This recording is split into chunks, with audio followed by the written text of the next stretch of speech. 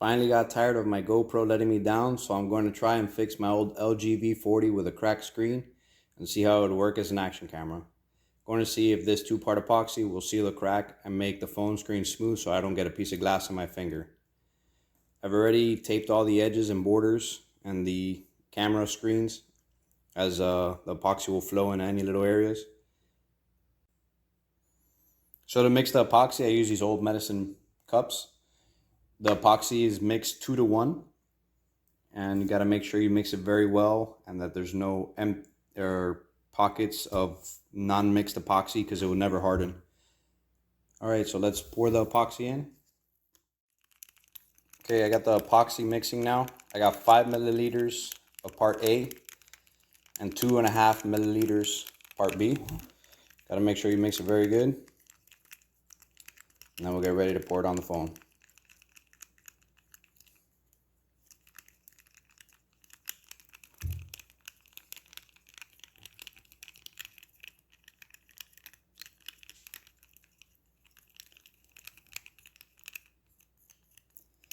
Make sure everything's off the sides.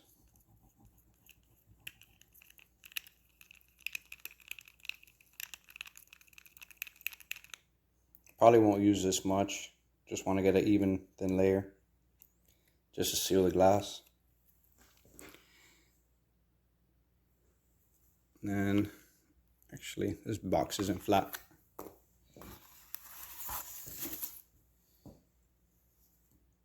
Gotta make sure it's nice and flat.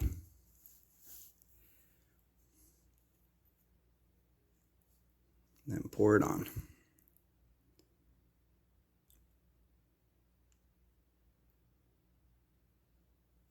It's always nice to have some extra rags around. And I'll spread it with the other end of the knife. Make sure I work it into all those little cracks there.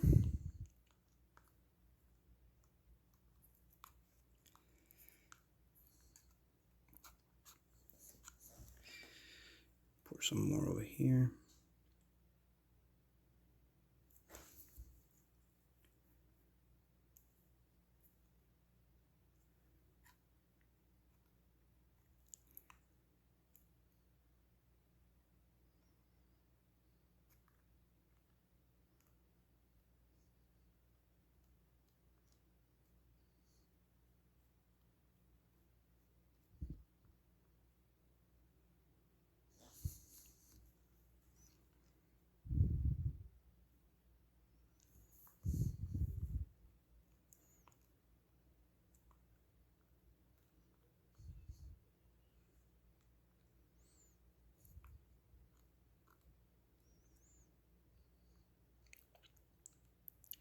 Don't worry about the lines that the knife makes. It all even out. And just go from one end to the other. Make sure you get that epoxy spread evenly and just let that's the excess there. Try to get the excess off the phone.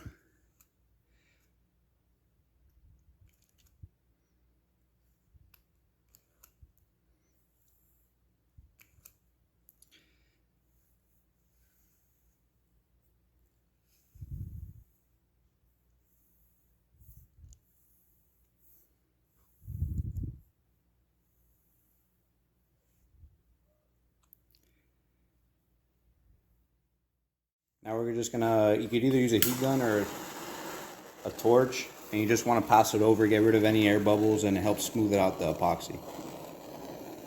Don't get too close though.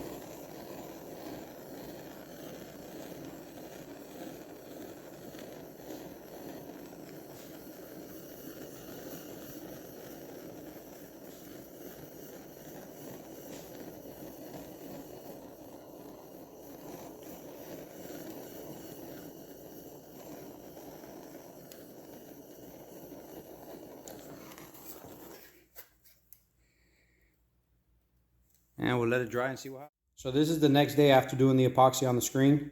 You can still see the crack in some lighting, but usually when the phone's flat, you really don't see it.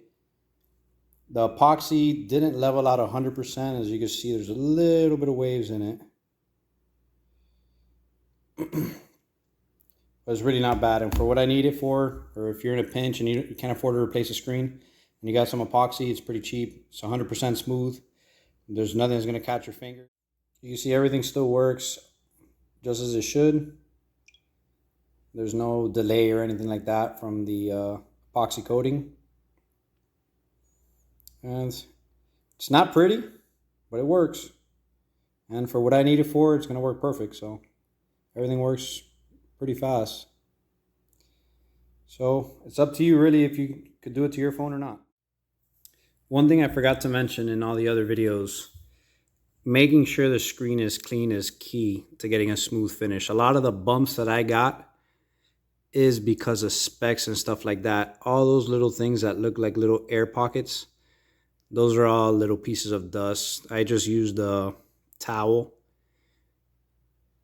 and I probably should have used like a lint-free microfiber or something like that. And you could see when I turn it on, there's a little black speck right there.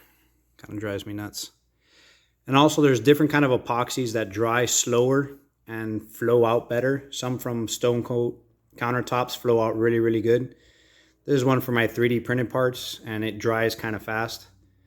I think the phone was dry to the touch in like 3 hours. So the longer it takes to harden, the smoother it'll be. And that's it for this video. Make sure you like and subscribe, and see if I keep the videos coming. Thank you. Bye.